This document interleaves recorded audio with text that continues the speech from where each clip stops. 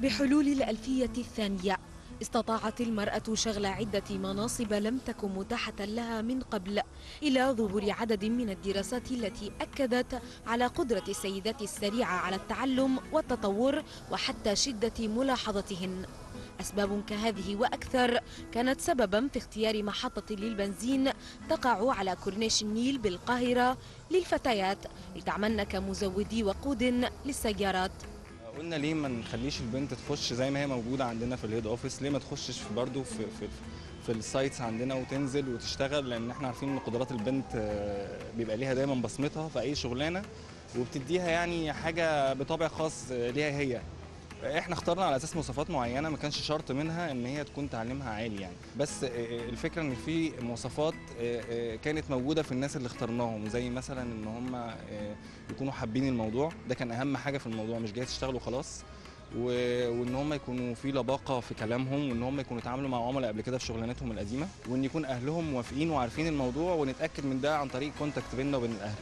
في عمر صغير لم تتخطى فيه أكبرهن العشرينيات من عمرها، يعملن بشغف وحب لمهنة تعتبر أقل بكثير من مؤهلاتهن الدراسية العالية. فهدير خريجة كلية الهندسة لم يستهوها سوى هذه التجربة الجديدة التي خاضت من أجلها معركة لإقناع أهلها. اول ما سمعت الفكره عجبتني جدا، قلت هي الموضوع مش الموضوع بنزين وخلاص او بنزينه وخلاص، الموضوع هي شركه كويسه، وهي عجبتني الفكره عشان فكره جديده في مصر. انا اسمع طول عمري بره بيبقى فيه تطورات وفي الكلام ده بيحصل بره، الا هنا اول ما سمعت الفكره عجبتني جدا الفكره.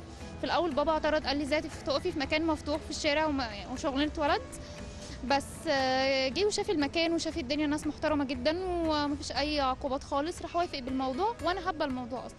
كنت فاكره البنت ما تقدرش تعمل حاجه من الخوف بقى والكسوف وقله الثقه كده، بس الحمد لله يعني قدرت اثبت لنفسي وقدرت اثبت لبنات كتير قوي لاهلي ان البنت ممكن تعمل اي حاجه وفي اي مجال تدخلها تقدر تنجح فيه، مهما كان الشغل صعب او كده مش عيب، ما دام ما فيش حاجه عيب ولا حاجه حرام ما ايه اللي يمنعها.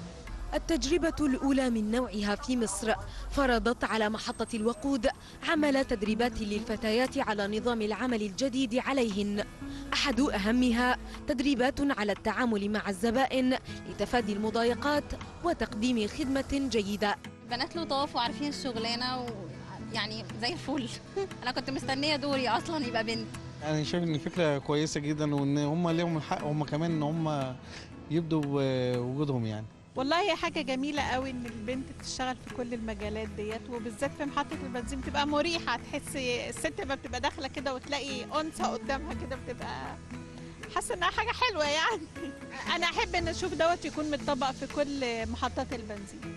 نجاح الفكرة الذي بدا واضحا في استمتاع الزبائن بخدمة مميزة وزيادة إقبالهم على المحطة تغادره الفتيات مع انتهاء النهار حين انتهاء دوامهن ليتولى العمل في الليل زملائهم الرجال حتى صباح جديد. فرصة جديدة أتيحت للمرأة في مصر، فمحطة البنزين هذه أصبحت منبرا استطاعت المرأة من خلاله أن تؤكد على قدراتها العالية التي تفوق الحدود التي وضعها المجتمع بداخلها، وأن تثبت على أنها عامل وإضافة هامة لنجاح أي مشروع أو فكرة. سارية ياسين، الغد العربي، القاهرة.